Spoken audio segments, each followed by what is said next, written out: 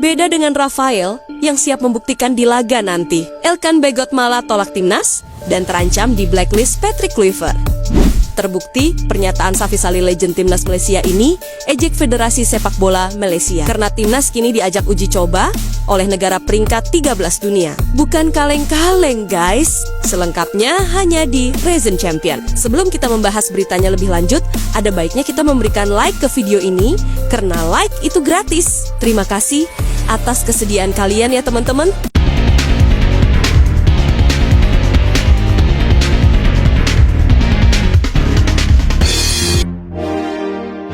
Bek timnas Indonesia dikabarkan menolak tawaran itu.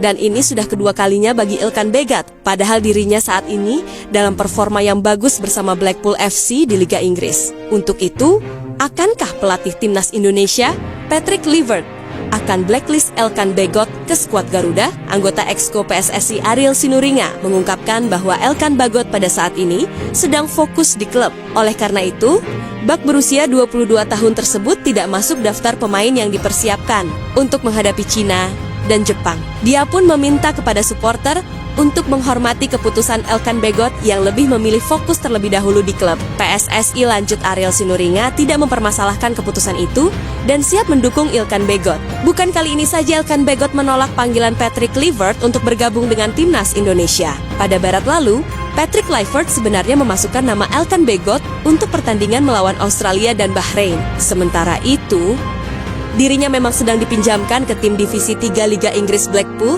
selama 1 musim. Namun dia terganggu oleh cedera, sehingga hanya bermain selama 20 pertandingan untuk Blackpool pada musim ini. Dengan kondisi demikian, cukup masuk akal bagi Elkan Bagot untuk menolak panggilan dari timnas Indonesia.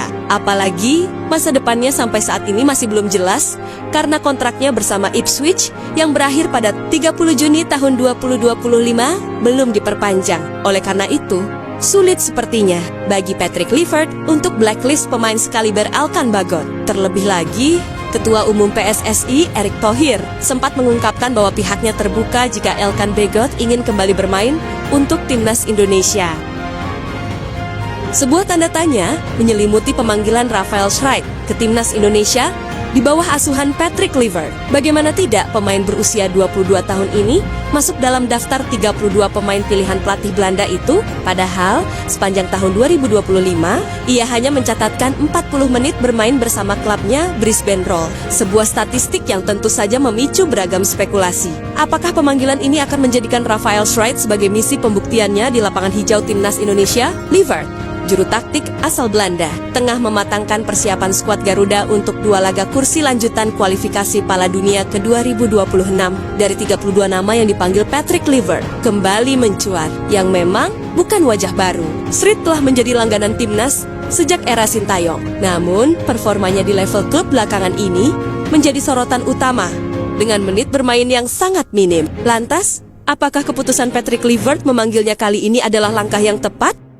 Rafael Schreidt menjalankan tugas membela timnas Indonesia di Piala AFF ke 2024. Momen tersebut bisa dibilang sebagai titik balik karir Schreidt. Pasalnya, begitu pulang dari timnas Indonesia, menit bermain yang didapatnya berkurang drastis. Terhitung sejak Januari tahun 2025 hingga kini, Schreidt hanya 3 kali dimainkan. Ia tidak pernah bermain secara penuh. Schreidt hanya mendapatkan kesempatan berada di atas lapangan selama 40 menit dari 3 laga tersebut. Bukan hanya menit bermain yang minim, Rafael Schreidt belakangan juga jarang masuk skuad Brisbane Roar. Meskipun menit bermainnya di level klub minim, Schreidt kerap kali menjadi pembeda di timnas Indonesia. Ia masih menjadi salah satu opsi yang bisa diandalkan. Apalagi, skuad Garuda tidak bisa diperkuat Roknar Oratmangun. Terlepas dari itu semua, dengan pemanggilannya kali ini, semoga Rafael Schreidt bisa menunjukkan kembali performanya yang lama hilang dan menjadi pembuktian bahwa dirinya belum habis di atas rumput hijau timnas Indonesia. Semangat membara Jordi,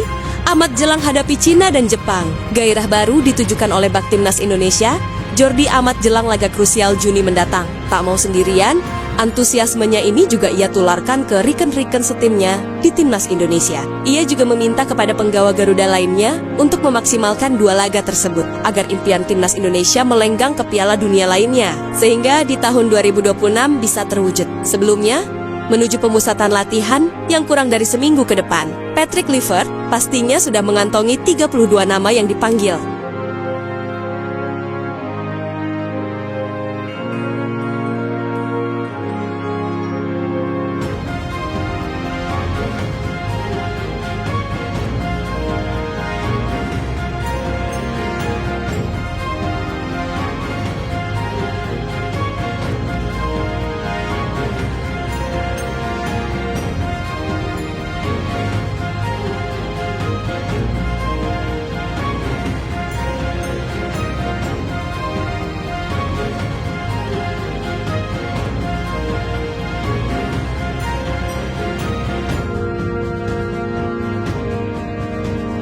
Kini, setelah dicampakkan oleh Malaysia, kabarnya Indonesia mendapatkan undangan untuk bermain melawan timnas Uruguay. Undangan yang pastinya menarik, karena tim asal Amerika Selatan itu bukanlah tim sembarangan. Pada bulan September nanti, jadwal timnas Indonesia masih kosong, karena mereka sudah tidak bermain di babak ketiga kualifikasi Piala Dunia. Alasannya, karena babak tersebut sudah selesai pada bulan Juni nanti. Itu berarti, Indonesia bisa memanfaatkan bulan September untuk menjalani beberapa pertandingan uji coba, momen yang harus dimanfaatkan.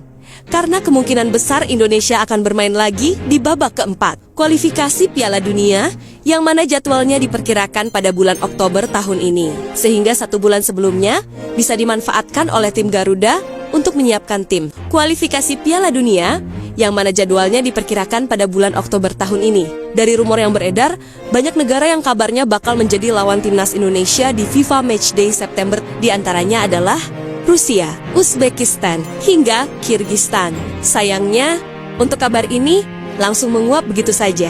Selanjutnya, Indonesia dikabarkan juga akan bermain melawan Kuwait, Lebanon, hingga Malaysia. Jika semuanya setuju, maka Indonesia harus memilih 2 negara saja. Karena di setiap FIFA Matchday, cuma 2 pertandingan yang akan dimainkan. Dari 3 tim tadi, fans Indonesia menginginkan Malaysia yang akan menjadi lawan dari tim Garuda. Alasannya adalah karena kedua tim sudah lama tidak bertemu. Hal ini langsung mendapatkan sambutan positif dari Erick Thohir. Bagi ketua PSSI tersebut, dirinya ingin mengajak Malaysia untuk menjalani uji coba. Entah nantinya mau atau tidak, itu urusan mereka. Kami juga melihat Malaysia telah berganti pelatih dan banyak pemain baru. Kami ingin coba juga. Kayaknya kami sudah kangen juga melawan Malaysia. Sudah cukup lama. Ya, tesnya lila sama-sama. Kalau Malaysianya mau, kalau Malaysianya tidak mau, ya tidak apa-apa. Mungkin lain kali. Rencana uji cobanya di Indonesia, kata Erick Thohir dikutip dari bola.com.